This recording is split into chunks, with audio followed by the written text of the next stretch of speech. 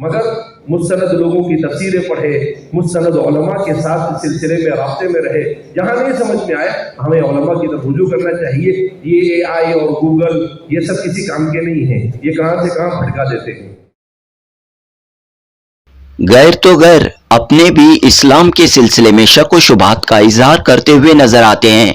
اے آئی، artificial intelligence, Google search, WhatsApp وغیرہ سے دینی معلومات حاصل کرنے کا رجحان نقصان دہ ثابت ہو سکتا ہے، خطرناک ثابت ہو سکتا ہے.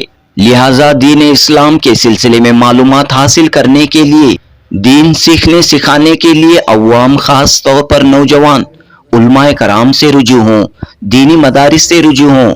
ملک کے معروف عالم دین مولانا حذیفہ استانوی نے ان خیالات کا اظہار کیا. جامعہ اشاعت العلوم اکلکووا مہاراشٹرا کے محتمم مولانا حذیفہ استانوی نے بنگلور میں ماہر القرآن انٹرنیشنل اکیڈمی کی تقریب سے خطاب کیا.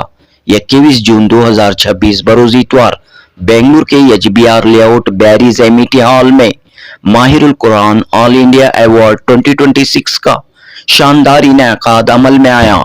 دوستو، مولانا محمد حذیفہ استانوی ایک ایسے عالم دین ہیں جو دینی تعلیم کے ساتھ ماڈرن ایجوکیشن میں بھی نمایاں خدمات انجام دے رہے ہیں. شہر بنگلور کی ماہر القرآن اکیڈمی کے اس اجلاس میں مولانا حذیفہ استانوی نے کافی اہم باتیں، کافی قیمتی باتیں کہیں. جنوبی ہند نیوز رپورٹ. اور الحمدللہ آپ نے جو امت مسلمہ کے لیے جو مدرسہ کھڑا کیا ہے وہ ایک مثال ہے، وہ ایک مثال ہے. اور الحمدللہ ہمیں جان کر یہ بہت خوشی ہوئی ہے کہ شیخ حذیفہ استانوی حفظہ اللہ چاہتے ہیں کہ ماہر القرآن کا کریکولم اکلکووا کا جو مدرسہ ہے ماشاءاللہ، جس میں no less than 10,000 Sheikh correct me if I'm wrong 10,000 no less than 10,000 students who are currently studying, and every year 10,000 students pass out alhamdulillah from this madrasa alone. So alhamdulillah, if Mahir al-Quran curriculum is implemented there, we can say that mashallah ہم نے ایک سمندر میں ایک قطرہ add کر دیا الحمدللہ انشاءاللہ. تو الحمدللہ میں چاہوں گا کہ شیخ حذیفہ استانوی حفظہ اللہ اپنے تاثرات اور آپ کے جو بھی یہاں پر دیکھا اور ماشاءاللہ جو خدمات آپ نے کیے، اور انشاءاللہ آگے چل کر ماہر القرآن کے ذریعے سے انشاءاللہ ہم کریں گے، اس پر ذرا روشنی ڈالیں. شیخ جزاکم اللہ خیر. بسم اللہ الرحمن الرحیم. الحمد للہ رب العالمین والعاقبۃ للمتقین والصلاة والسلام علی سید الانبیاء والمرسلین سیدنا وحبیبنا وحبیب رب العالمین محمد وعلى آلہ واصحابہ ومن هدى بهدیہ الى یوم الدین. اللہ تبارک وتعالی فی کتابہ المجید والفرقان الحمید. فاعوذ باللہ من الشیطان الرجیم. بسم اللہ الرحمن الرحیم. وَلَقَدْ يَسَّرْنَا الْقُرْآنَ لِلذِّكْرِ فَهَلْ مِن مُدَّكِرٍ.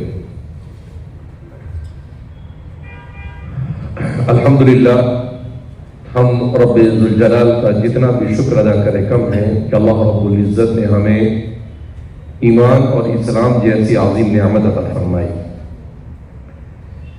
اس لیے کہ ہم جس دور سے گزر رہے ہیں یہ فتنوں کا دور ہے، اور اس دور میں مسلمانوں کے دلوں میں ہی ایمان اور اسلام کی وہ اہمیت باقی نہیں رہی جو ہونی چاہیے. خود مسلمانوں کا ایک طبقہ ایسا ہے جو اسلام کے بارے میں اس کے ذہن میں شکوک و شبہات ہے.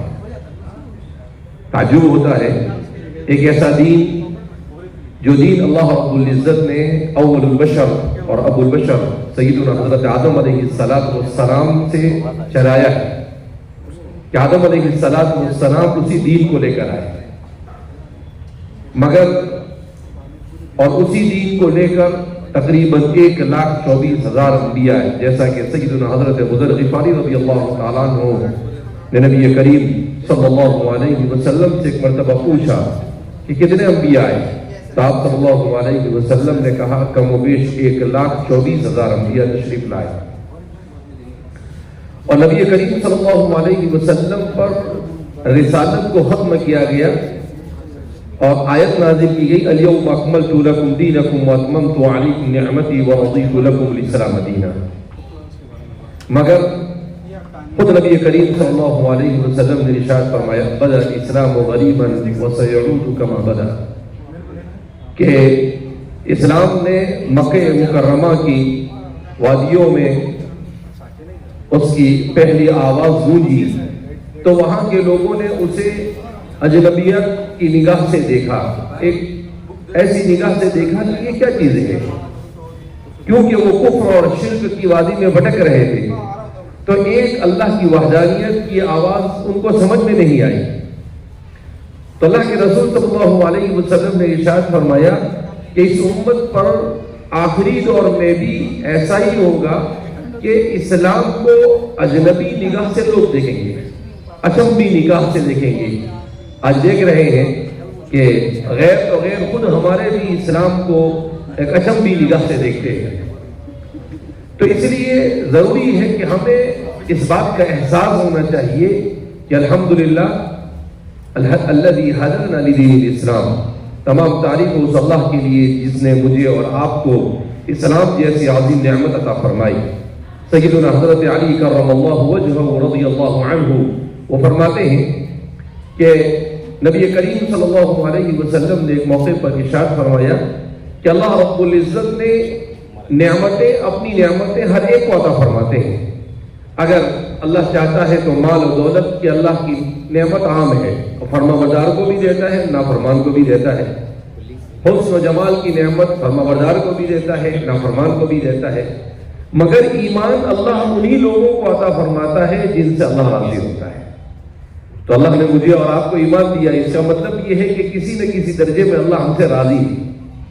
مگر اس ایمان کو موت تک لے جانا وہ اس زمانے کا سب سے بڑا چیلنج ہے. اس لیے کہ حدیث پاک میں نبی کریم صلی اللہ علیہ وسلم کا ارشاد ہے کہ فتنے ایسی شدت اور ایسی کثرت کے ساتھ ہوں گے کہ یصبح الرجل مؤمنا ویمسی کافرا، کہ ایک آدمی ابھی مسلمان تھا صبح میں اور شام ہونے تک کافر بن جائے گا. ویمسی مؤمنا ویصبح کافرا، شام کو مومن تھا اور صبح ہونے تک یہ کافر بن جائے گا. یعنی ایسے فتنے ہوں گے کہ ان فتنوں میں وہ ایسے کنفیوژن کا شکار ہوگا کہ کیونکہ اس نے اپنے دین کو نہیں سیکھا ہوگا. میں بخاری شریف کی حدیث جب گزشتہ سال پڑھانے کے لیے آئی میرے پاس کتاب الفتن میں، تو جب یہ روایت آئی تو میں سوچنے لگا کہ اگر آدمی صبح مومن ہے اور شام کو کافر ہو جائے تو ٹھیک ہے، سمجھ میں آتا ہے، لوگوں سے مل رہا ہے، اٹریکشن ہو رہا ہے، کسی کی بات سن کر متاثر ہو گیا. لیکن حدیث میں حضور نے فرمایا کہ آدمی بستر پر لیٹا ہوا ہے اور لیٹے لیٹے صبح ہونے تک کافر بن جائے گا. تو میں اس پر سوچنے لگا کہ اللہ یہ کیا چیز ہے، بستر پر لیٹے لیٹے انسان کیسے کافر بن جائے گا. لیکن جب یہ موبائل کے اوپر غور کیا تو سمجھ میں آیا کہ انسان بستر پر لیٹے لیٹے اپنے موبائل میں ایسی چیزیں دیکھے گا جو اسے اپنے دین کے بارے میں کنفیوژن کا شکار کر دے، اور وہیں اپنے بستر پر بیٹھے بیٹھے وہ کفر اور شرک کی وادی میں بھٹک جائے گا، اس کو پتہ بھی نہیں چلے گا. لہذا اس بنا پر ایسے زمانے میں مسلمان کا کام اور مسلمان کا فریضہ کیا ہے کہ وہ اپنے ایمان کو موت تک حفاظت کے ساتھ کیسے لے جائے. سیدنا حضرت علی رضی اللہ تعالیٰ عنہ سے ایک روایت ہے کہ آپ صلی اللہ علیہ وسلم نے فتنوں کی کثرت کا ذکر کیا، کیسے فتنے ہوں گے ایسے. تو حضرت علی فرماتے ہیں کہ ہم نے پوچھا من مخرج منہا یا رسول اللہ کے رسول صلی اللہ علیہ وسلم ان فتنوں سے کیسے نکلیں گے. ہمارے شراح حدیث سے بڑا اچھا نقطہ یہاں پر لکھا ہے، کہا کہ ایک ہے صحابہ کا سوال، اور اگر اللہ کے رسول یہی بات ہم جیسوں کے درمیان کہتے تو ہم لوگ کیا سوال کرتے کہ وہ فتنے کیسے ہوں گے، کہاں پر ہوں گے، کیا ہوں گے. لیکن صحابہ نے یہ سوال نہیں کیا. صحابہ نے کیا سوال کہ من مخرج منہا یا رسول اللہ، کہ اگر ایسے فتنے ہوں گے تو ان فتنوں سے مومن کیسے نکلے گا اور ان فتنوں سے اپنے آپ کو کیسے بچائے گا. تو اللہ کے رسول صلی اللہ علیہ وسلم نے فرمایا بکتاب اللہ، اللہ کی کتاب کے ذریعے، فیہ نبأ من کان قبلکم وخبر من بعدکم، تم سے پہلی بھی ساری خبریں اس میں ہیں، تمہارے بعد بھی ساری خبریں اس میں ہیں. اس میں ہر چیز اللہ رب العزت نے تبیانا لکل شیء. تو قرآن کریم فتنوں کے زمانے میں یہ اپنے ایمان کو بچانے کا سب سے بڑا ہتھیار ہے. حضرت عبداللہ بن عباس رضی اللہ تعالیٰ عنہ کے حوالے سے سیر اعلام النبلاء میں واقعہ نقل کیا ہے کہ حضرت صحابہ کتنی فکر کرتے تھے قرآن کو سمجھنے اور سمجھانے کی. حضرت عبداللہ بن عباس فرماتے ہیں كنت جالسا عند عمر کہ میں حضرت عمر کے پاس بیٹھا ہوا تھا تو ایک آدمی داخل ہوا اور وہ آ کر کہنے لگا کہ فلاں آدمی اتنے دن میں قرآن ختم کرتا ہے، فلاں آدمی 3 دن میں، فلاں آدمی 5 دن میں، فلاں آدمی 4 دن میں، فلاں آدمی 2 دن میں، فلاں آدمی 1 دن میں ختم کرتا ہے. تو حضرت عبداللہ بن عباس رضی اللہ تعالیٰ عنہ نے اس سے کہا، ناراض ہوئے اور ناراض ہوتے ہوئے کہا کہ بھائی قرآن اتنے فاسٹ اور اتنی تیزی کے ساتھ قرآن کو ختم کرو گے تو سمجھو گے کیسے؟ اور اگر تم قرآن کو نہیں سمجھو گے تو نہ سمجھنے کی وجہ سے تمہارے اندر اختلاف پیدا ہو جائے. حضرت عمر رضی اللہ تعالیٰ عنہ ناراض ہو گئے. حضرت عمر رضی اللہ تعالیٰ عنہ نے کہا کہ عبداللہ بن عباس ماذا قلت، کیا کہہ دیا تم نے؟ پھر اس کے بعد حضرت عبداللہ بن عباس فرماتے ہیں کہ کچھ دیر کے بعد مجھے حضرت عبداللہ بن عمر نے حضرت عمر رضی اللہ تعالیٰ نے پھر بلایا اور کہا کہ ابن عباس تم نے بالکل صحیح کہا. میرے دل میں بھی یہ بات آئی کہ یہ امت اگر قرآن کو صرف اس کے الفاظ کو پڑھے گی، اس کو سمجھے گی نہیں اور صرف اس کے الفاظ پڑھتی رہے گی تو یہ اختلاف کا شکار ہوگی، یہ فتنوں کا شکار ہوگی. اللہ اکبر. سیر اعلام النبلاء میں امام ذہبی نے اس کے نیچے نوٹ لکھا. امام ذہبی فرماتے ہیں کہ حضرت عبداللہ بن عباس اور حضرت عمر رضی اللہ تعالیٰ عنہ کا یہ خدشہ اور ان کو جو یہ خطرہ محسوس ہو رہا تھا، کہا کچھ ہی سالوں کے بعد پتا چلا کہ خوارج جو ہے وہ قرآن پڑھتے تھے، نمازیں پڑھتے تھے، تہجد پڑھتے تھے، نصف ساق تک پائجامہ پہنتے تھے، نمازیں اتنی پڑھتے تھے کہ ان کی پیشانیوں کے اوپر نماز کے نشان ہوتے تھے. خوب قرآن روزانہ ایک قرآن پورا کرتے تھے، مگر وہی خوارج حضرات صحابہ کے قتل کرنے کے اوپر اتر آئے. کہا لا یجاوز حناجرہم، کہ قرآن تو پڑھا مگر صرف پڑھ لیا، وہ اترا نہیں دل میں، وہ دماغ پر چڑھا نہیں، وہ اس کے اوپر عمل نہیں ہوا. تو فرماتے ہیں کہ قرآن کریم کا نہ سمجھنا یہ فتنوں کی کثرت، فتنوں کی شدت اور دین کو صحیح نہ سمجھنے کی طرف لے جاتا ہے. آج ہم دیکھ رہے ہیں کہ جب ہم قرآن کو نہیں پکڑتے ہیں تو کہیں منکرین حدیث کھڑے ہو جاتے ہیں اور وہ ہمارے نوجوانوں کو اپنا یعنی لقمہ تر بنا لیتے ہیں. کہیں کیسے کیسے لوگ کھڑے ہوتے ہیں اور طرح طرح کی باتیں، کوئی صحابہ کے خلاف زبان درازی کر رہا ہے تو کوئی قرآن کریم کے اندر میں اپنی منمانی تفسیر کر رہا ہے. اور تو یہ ساری چیزیں اس لیے کہ امت کا ایک بڑا طبقہ قرآن کریم سے کیا ہو چکا ہے، دور ہو چکا ہے. حضرت عبداللہ بن مسعود رضی اللہ تعالیٰ عنہ کے حوالے سے امام دارقطنی نے عجیب بات ارشاد فرمائی. عبداللہ بن مسعود رضی اللہ تعالیٰ عنہ فرماتے ہیں کہ اللہ رب العزت نے قرآن کریم کا حفظ ہمارے لیے مشکل کیا مگر اس پر عمل کرنے کی توفیق ہمیں عطا فرمائی اور اس پر عمل ہمارے لیے آسان کر دیا. مگر امت کا ایک طبقہ ایسا آئے گا جس کے لیے قرآن کا حفظ آسان ہوگا مگر قرآن پر عمل کرنا مشکل ہو جائے گا. آج ہم اپنے معاشرے کا جائزہ لیں، بہت حافظ ہیں ہمارے معاشرے میں مگر قرآن کو سمجھنے والا کوئی نہیں. اسی لیے ہمارے علماء نے لکھا ہے کہ ایک ہے قرآن کی تذکیر اور ایک ہے تدبر اور تفسیر، دو الگ الگ چیزیں ہیں. قرآن کریم نے اپنے بارے میں دعویٰ کیا ہے وَلَقَدْ يَسَّرْنَا الْقُرْآنَ لِلذِّكْرِ فَهَلْ مِن مُدَّكِرٍ، کہ ہم نے قرآن کریم کو نصیحت کے لیے آسان کیا ہے کوئی جو اس سے نصیحت حاصل کرے. تو کہا اس کو تذکیر کہا جاتا ہے اور ایک ہے تدبر اور تفسیر. دونوں میں فرق یہ ہے کہ تذکیر کے لیے یعنی صرف اپنے عمل کرنے کے سمجھنے کے لیے آپ کو 14 اور 15 اور 20 علوم میں مہارت حاصل کرنا ضروری نہیں ہے، بلکہ آپ قرآن کریم کی آیات محکمات کو آسانی سے سمجھنے میں، جیسا کہ ابھی بتایا گیا کہ 115 الفاظ ہے، 15-16 الفاظ ہے، اس کو سمجھنے سے آپ 62% قرآن کو سمجھ سکتے ہیں. اب ہم لوگ قرآن پڑھتے ہیں مگر ہمارا قرآن پڑھنا اور طوطے کا بولنا دونوں برابر ہے، کوئی فرق نہیں. قرآن پڑھتے ہیں مگر ایک لفظ ہماری سمجھ میں نہیں آتا، ایک لفظ بھی. آج بہت بڑا طبقہ امت کا ایسا ہے. ابھی کچھ دنوں پہلے صراط مستقیم کے نام سے انگریزی میں کتاب میری نظر سے گزری، انہوں نے بڑا اچھا کام کیا. انہوں نے کہا کہ سورہ فاتحہ یہ دین کا خلاصہ ہے مگر قرآن کریم کی اس سورت کو نماز کی ہر رکعت میں پڑھایا جا رہا ہے مگر اس کے باوجود امت اس کو سمجھنے کو تیار ہے. اور اس نے کیا اس شخص نے، ان کا نام میرے ذہن میں اس وقت نہیں ہے، انہوں نے کہا کہ قرآن کریم کی جب میں نے قرآن کو غور سے پڑھا تو میں اس نتیجے پر پہنچا کہ اس زمانے کے جتنی بھی تھیوریز ہیں، بڑی بڑی تھیوریز ہیں، کہاں وہ صرف سورہ فاتحہ سے کنڈم ہو جاتی ہے، اس کی تردید صرف سورہ فاتحہ سے ہوتی ہے۔ پھر انہوں نے مستقل ایک کتاب ہے انگریزی میں، اس کا اردو میں بھی ترجمہ کروایا ہم نے، لیکن چونکہ مجھے اطمینان نہیں ہوا تو میں اس پر نظر ثانی کر رہا ہوں ابھی۔ تو انہوں نے کہا جیسے الحمدللہ پڑھو، کہا جیسی الحمدللہ پڑھو گے آپ کہو گے کہ تمام تعریف اللہ کے لیے، کہا ختم ہو گئی بات۔ آپ نے الحمدللہ کو سمجھ کر پڑھا تو الحاد اور ایتھیزم کا بت آپ کے ذہن اور آپ کے دل سے ٹوٹ جانا چاہیے۔ کہا رب العالمین فرماتے ہیں کہ آپ جیسے ہی اہدنا الصراط المستقیم پڑھو تو اضافیت کا ایک بت ختم ہو جاتا ہے، اور آپ پڑھو صراط الذین انعمت علیہم تو آپ ترقی پسندی پروگریسزم کا بت جو ہے کہ میں ترقی کے لیے کچھ بھی کرو، کہا نہیں، صراط الذین انعمت علیہم، انبیاء انعمت علیہم من النبیین والصدیقین والشہداء۔ مسلمان کے لیے ترقی کا راستہ سے کوئی راستہ ہے۔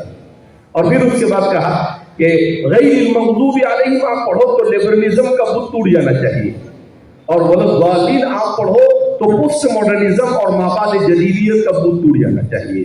کہا آپ سورہ فاتحہ پڑھو تو یہ سارے عصر حاضر کے جتنے بت ہمارے ذہن و دماغ میں بیٹھے ہوئے ٹوٹ جانا چاہیے۔ مگر یہ کب ہوگا؟ جب ہم اس کو سمجھ کر پڑھیں گے۔ مگر آپ اس کو سمجھ کر پڑھنے کے لیے امت تیار نہیں، تو اس کے الفاظ کو پڑھنا ایک بڑا طبقہ ایسا ہے جس کو قرآن پڑھنا ہی نہیں۔ ایک مرتبہ مکہ مکرمہ میں قرآن کریم کی تلاوت کر رہا تھا، تو بہت چھوٹا تھا، جب شاید پہلی یا دوسری مرتبہ میرا جانا ہوا 92 یا 93 میں، تو مجھے معلوم نہیں تھا کہ کوئی پیچھے بیٹھ کر سن رہا ہے، میں پڑھ رہا تھا قرآن۔ جب میں پڑھ کر فارغ ہوا تو 2-3 بوڑھے بھی یہاں پیچھے سن رہے تھے، تو میں کھڑا ہو کر پانی لینے جا تھا، انہوں نے مجھے بٹھا دیا، کہا کہ ہم آپ کو پانی پلائیں۔ میں نے کہا نہیں، آپ بڑی عمر کے ہیں۔ عربی میں نے ان سے بات کی، وہ عربی میں بات کر رہے تھے۔ پھر اس کے بعد انہوں نے مجھے پوچھا آپ کہاں سے؟ میں نے کہا ہندوستان سے۔ کہا قرآن بہت اچھا پڑھتے ہو۔ تو میں نے کہا الحمدللہ ہمارے ہندوستان میں محنت ہوتی ہے قرآن کے پڑھانے کے اوپر، مدارس، مکاتب۔ تو پھر میں نے ان سے بالکل بے خیالی میں ان سے پوچھا کہ آپ کہاں سے ہیں؟ تو انہوں نے کہا کہ نحن من سوریا، ملک شام سے۔ تو میں نے ان سے سوال کیا کہ آپ تو ماشاءاللہ عرب ہیں، بڑا اچھا قرآن پڑھتے ہوں گے آپ لوگ تو وہ 65 سال سے زیادہ عمر ہوگی اس آدمی کی۔ میں حلبیہ کہہ سکتا ہوں، اس آدمی نے ایسا کہا انا لا عارف تلاوت القرآن، میں قرآن پڑھنا نہیں جانتا۔ عرب ہے، کون ہے؟ عرب ہے، اور کیا بول رہا ہے مجھے قرآن پڑھنا نہیں۔ تو میں بالکل شوق ہو گئی، میں نے کہا کہ کیسے ہو سکتا ہے؟ پھر اس کے بعد وہ مجھے کہنے لگا کہ میں اپنے پوتے اور نواسے کو پڑھانا چاہتا ہوں تو کیا کروں؟ تو میں نے کہا آپ کے وہاں مسجد تو ہوگی، مسجد کے امام وہ تو قرآن پڑھا سکتے ہیں، آپ ان کے پاس اب قرآن پڑھاؤ۔ تو اس وقت ہمیں احساس ہوا کہ ہمارے ہندوستان کے علماء کی محنت کی قدر ہوئی کہ یہ اللہ جزائے خیر عطا فرمائے ہمارے بزرگوں کو کہ انہوں نے جب انگریزوں نے اس ملک کے اندر سے اسلام کو ختم کرنے کی کوشش کی تو یہ مساجد، مکاتب اور یہ سارے تحریک اور موومنٹ شروع کیے۔ تو آج ہم 15% ہونے کے باوجود بھی الحمدللہ قرآن پڑھ پا رہے ہیں۔ جہاں 90% مسلمان ہیں، 95% مسلمان ہیں، وہاں پر بھی یہ حال ہے۔ ایسا نہیں کہتے کہ پورے سوریا میں قرآن پڑھنے والے نہیں ہوں گے، پڑھنے والے، لیکن بہرحال کچھ علاقے وہاں پر ضرور ایسے ہیں کہ جہاں قرآن پڑھنا لوگوں کو آتا ہے۔ تو اس لیے ہمیں قرآن کی قدر کرنی چاہیے، قرآن سے متعلق جو تحریکیں کھڑی ہو ان تحریکوں کا تعاون کرنا چاہیے، جیسا کہ ماشاءاللہ ماہر القرآن کی یہ تحریک کھڑی ہوئی ہے، اور ان کی کوشش ہے کہ قرآن کریم کو آسان سے آسان انداز میں امت تک پہنچایا جاوے، قرآن کریم کو سمجھا جاوے، اس کو سمجھایا جاوے۔ کیوں؟ اس لیے کہ قرآن کا اصل مقصد کیا ہے؟ ہدایت اور اس پر عمل۔ اور ہدایت اور عمل کب ہوگا؟ جب آپ اس کو سمجھیں گے، آپ سمجھیں گے تو اس پر عمل کیسے ہوگا؟ لہذا ہم اللہ رب العزت سے دعا کرتے ہیں کہ اللہ اس تحریک کو کامیابی عطا فرمائے، اور اللہ پوری امت کو قرآن کریم کو سمجھنے کی توفیق مرحمت فرمائے اور قرآن کریم کے ساتھ وابستگی نصیب فرمائے۔ ہماری عورتیں بھی یہاں بیٹھی ہوئی ہے۔ کل ہی میں ایک مضمون پڑھا تھا، ہمارے ساتھ جو مہمان تھے ان کو، ہمارے ساتھی تھے، ان کو بھی میں سنا رہا تھا کہ مسلمانوں میں 10ویں 11ویں صدی ہجری تک دین کی تعلیم کا ایسا رواج تھا کہ امام ابن حجر اسقلانی فرماتے ہیں کہ میں نے علم حاصل کیا تو میں نے جن لوگوں سے مشائخ سے علم حاصل کیا ان میں تقریباً 170 عورتیں ہیں جن سے میں نے علم حدیث لی، جن سے میں نے پھر اسی مضمون میں لکھا ہوا تھا کہ 9ویں صدی میں بھی یہ صورتحال تھی کہ صرف مدینہ منورہ، صرف مکہ مکرمہ ایک شہر میں 210 سے زیادہ ایسا عورتیں تھیں جو فتویٰ دیتی تھی اور فقیہہ اور محدثہ تھی. لیکن آج دیکھیں ہمارے معاشرے کا کیا صورتحال ہے، نہ باپ کی زندگی میں دین، نہ ماں کی زندگی میں دین، تو ظاہر سی بات ہے ہماری نسلوں میں دین کیسے زندہ رہ سکتا ہے، جبکہ دین کا سیکھنا دوسروں زمانے کے مقابلے میں آج ہمارے لیے آسان ہے. لہذا ہمیں بہت سیریس اس چیز کو لینا چاہیے کہ بھائی ہم اپنے بچوں کو، اپنے آپ کو قرآن کے سمجھنے کی پر کیسے لے جائیں. تدبر کے لیے بہت محنت لگتی ہے، لیکن قرآن سے تذکیر حاصل کرنے کے لیے اس طرح کی چیزیں ہمارے لیے بہت مفید ہے. لہذا ہم اس طرح کی چیزوں سے فائدہ اٹھائیں، اور یہ نہیں کہ بس ایک پروگرام ہوا، نشستن کردن برخاستن آئے کھائے پیے سنا اور چلے گئے، نہیں، اس سے ہم سبق لے کر جائیں کہ ہم میں سے ہر ایک یاد کر جائے کہ انشاءاللہ ہم قرآن کریم کو سمجھیں گے انشاءاللہ. پورے طور پر ہم اپنے موبائلوں پر گھنٹوں خرچ کرتے ہیں، جیسا کہ کہا گیا بھائی 115 ورڈ روزانہ 2 3 ورڈ بھی یاد کرے تو آدمی 2 مہینے کے اندر میں 115 ورڈ یاد کر لے گا، اور وہ یاد کر لے گا تو اچھا خاصا قرآن کو سمجھ سکتا ہے. قرآن کو سمجھنا، لیکن ایک بات یاد رکھنی چاہیے کہ قرآن کو سمجھنے کے لیے آدمی کو کسی عالم سے، مستند عالم سے رابطے میں رہنا ضروری ہے.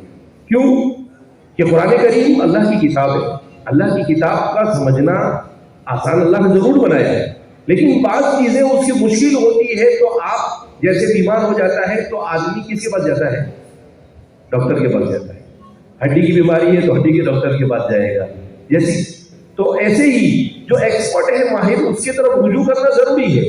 اگر آدمی خود اپنے دماغ سے چیزوں کو ایکسپلین کرنا اور اس کو سمجھنا شروع کر دے تو انسان کے لیے خطرہ بھی ہو سکتا ہے. تو سمجھے ضرور، مگر مستند لوگوں کی تفسیریں پڑھے، مستند علماء کے ساتھ اس سلسلے میں رابطے میں رہے. جہاں نہیں سمجھ میں آیا ہمیں علماء کی طرف رجوع کرنا چاہیے. یہ اے آئی اور گوگل یہ سب کسی کام کے نہیں ہیں، یہ کہاں سے کہاں بھٹکا دیتے ہیں. یہ میں اس کا ایسے ہی کہتا ہوں کہ بھائی دین کو اے آئی اور گوگل سے نہیں سمجھا جاتا ہے. آج ہمارا نوجوان کیا الٹا بیٹھتا ہے، اے آئی سے پوچھنا شروع کر دیتا ہے. اے آئی کیا ہے؟ Artificial intelligence. اللہ نے آپ کو او آئی دیا ہے، اوریجنل انٹیلیجنس. تو اوریجنل کو جوڑ کر آپ اے آئی کی طرف جا رہے ہیں. تو یہ بڑے خطرے کی بات ہے کہ ہم اپنی چیزوں کو، اسے کیا سمجھے گا؟ بہت ساری مرتبہ لوگوں نے تجربہ کیا، وہ قرآن کی آیت بھی بنا کے دے دیتا ہے. اس کو بھی کہے کہ بھائی آپ کی قرآن کی آیت میں تو بولے آئی ایم سوری، تو سوری کہنے ضروری کام کرے گا. حافظ ہے آدمی تو عالم ہے تو سمجھ لے گا کہ بھائی اس سے غلط آئی تھی، لیکن حافظ عالم نہیں ہے تو وہ کوئی آیت نہیں دے گا آپ بنا کر، آپ کو کیسے سمجھ میں آئے گا؟ لہذا ان چیزوں سے، ٹیکنالوجی سے آدمی استفادہ ضرور کرے، لیکن دین کے معاملے میں تو بہرحال علماء اور مستند اداروں سے اور مستند کتابوں سے رجوع کرنا بہت ضروری ہے. اللہ رب العزت ہر قسم کی ضلالت اور گمراہی سے ہماری حفاظت فرمائے، اور اللہ رب العزت ہمارے اس ہونے والے پروگرام کو امت میں قرآن کریم کی فہم کے لیے ایک محویز کا اللہ رب العزت مقام عطا فرمائے، اور ہم سب مل کر قرآن کریم کو سمجھنے سمجھانے کی کوشش اور فکر کرے. اللہ ایسے اسباب مہیا فرمائے. اللہ اخلاص کے ساتھ ہم سب کو ایسی توفیق مرحمت فرمائے. اللہ کہنے سننے سے زیادہ عمل کی توفیق مرحمت فرمائے. میں جتنے بھی میزبان ہیں میں ان سب کا ممنون و مشکور ہوں کہ انہوں نے اس موقع پر اس بندے عزیز کو یاد کیا. اللہ رب العزت کہنے سننے سے زیادہ عمل کی توفیق مرحمت فرمائے. وآخر دعوانا الحمدللہ رب العالمین.